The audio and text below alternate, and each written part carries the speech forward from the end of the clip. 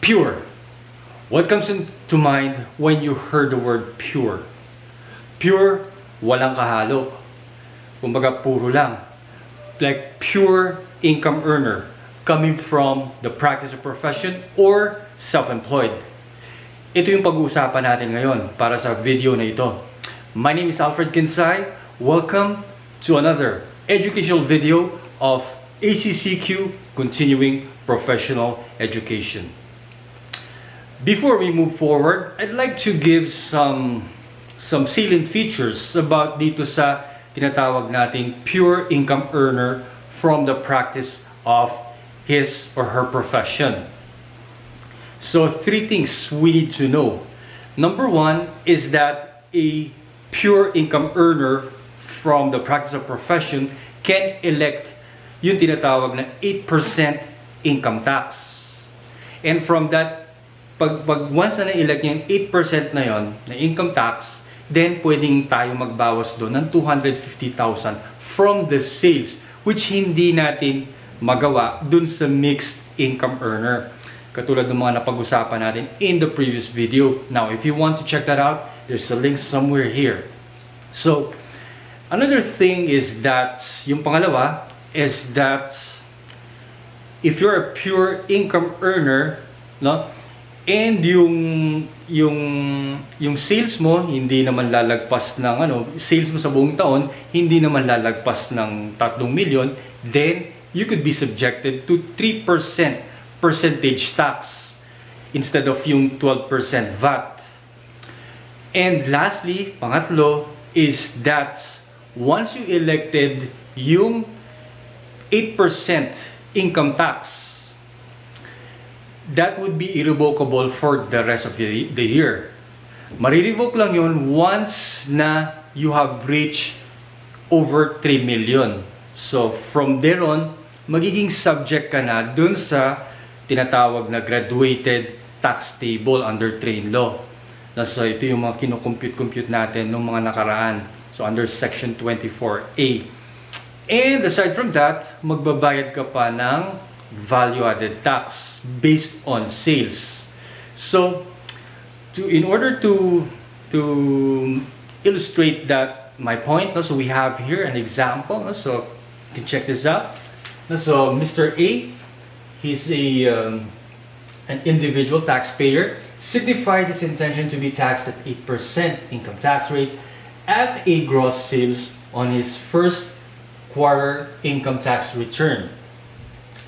He has no other source of income. His total sales for the first 3 quarters amounted to 3 million. Ito po yun.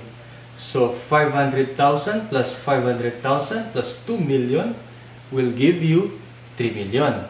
So, pwede pa siya, under pa siya dito ng percentage tax na 3% and qualified pa siya dun sa 8% income tax kasi hindi pa lumagpas ng 3 million. However, his total sales with 4th quarter sales naging naging 3.5 million. So ito yung tinatawag na magandang problema. So mag-revert na siya, magiging VAT registered na siya from there on. Once na na-reach na yung more than 3 million. Kasi 3 million for the first 3 quarters plus 3.5 million will give you 6.5 million, which is well over 3 million. And then, so, doon na tayo sa tinatawag na graduated tax table under section 24A. So, hindi na tayo qualified dun sa 8% na income tax. So, from there on, total sales mo, 6.5 million, which is the total of first, second, third, and fourth quarter sale, less yung cost of sales mo. Yung total nito, 300,000 plus 300,000 plus 1.2 plus 1.2 million dun sa 4th quarter. No? So, incidentally, pag sinabing cost of sales, ito yung puhunan mo. Kumbaga, ito yung direct sales mo para makuha mo yung sales mo na 6.5 million. So, after deducting yung cost of sales, then you will get yung gross income mo na 3.5 million. And then, from your gross income, ililess mo yung operating expense. Ito yung mga overhead mo. Like, for example, yung mga tubig, kuryente, bayad sa assistant. So ito yung operating expense mo, which is 1,440,000. That would give you a taxable income of 2,660,000. Now, under the graduated tax table, nandun siya ang range niya. No? So incidentally, you can check this out. You can download that on sa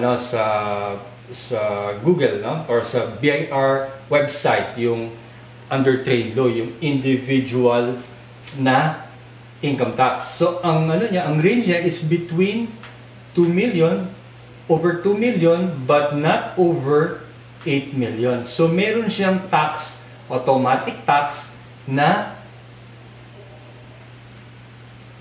490,000. Okay, you can check this out. And yung susobra, which is yung taxable income, is 2,060,000, less mo dun sa minimum range of 2 million will give you 60,000, and multiply this by 32%, in which case this would give you, sige nga, i-compute natin. Hindi ko na-compute kanina yan eh. So this one is 60,000 times 0.32. So that would give you 19,200. So this is 19,200. So incidentally, saan raw ito nakuha 60,000? Nakuha itong 60,000 yung sobra dun sa taxable income at saka dun sa 2 million na minimum range dun sa bracket, dun sa minimum range na 2 million. So 60,000 times 32% will give you 19,200, and this would give you a total of 9,200. Okay, and then from there on, so let's medyo ibaba natin. Ayan, so makikita natin dito, ililist natin yung binayad natin na tax na 8% from the first 3 quarters. So ito kasi hindi umabot ng 3 million yung first 3 quarters, o nandun lang sa 3 million, hindi lumagpas ng 3 million. So under pa siya ng 8%, less 250,000. So yung difference niyan would be multiplied by 8%, you'll get 220,000. This 220,000 has already been paid during the first 3 quarters. And then from there on, ililess mo naman siya dun sa tax due na 509,000. Ito yung nakuha natin kanina. And then, ito na yung pinaka-balance. Ito na lang yung babayaran niya pa. Annual income tax payable of 289,200. So, aside from that, incidentally, he's still liable to pay yung value-added tax magmula dun sa 4th quarter, because value-added tax is prospective. So the first 3 quarters, yung 3% tax ang binabayaran niya based on dun sa sales. Pero pagdating ng 4th quarter, then magbabayad na siya ng 12% dun sa based on the 3.5 million na sales. So if you have any questions or comments or suggestions, you may write your comments below. And for subscribe, incidentally, before we end this video, I'd like to invite you to check out my book. There's an ebook in Amazon. It's called Strategic Management for Accountants. So I wrote this book. It's timely, because of the environment. Also, alam niyo naman sa business, it's volatile, uncertain, chaotic, and ambiguous at the same time. So, ito yung kumbaga, I wrote some strategies here, which it's not only theoretical, but it's also practical. So, you may want to check that out in Amazon.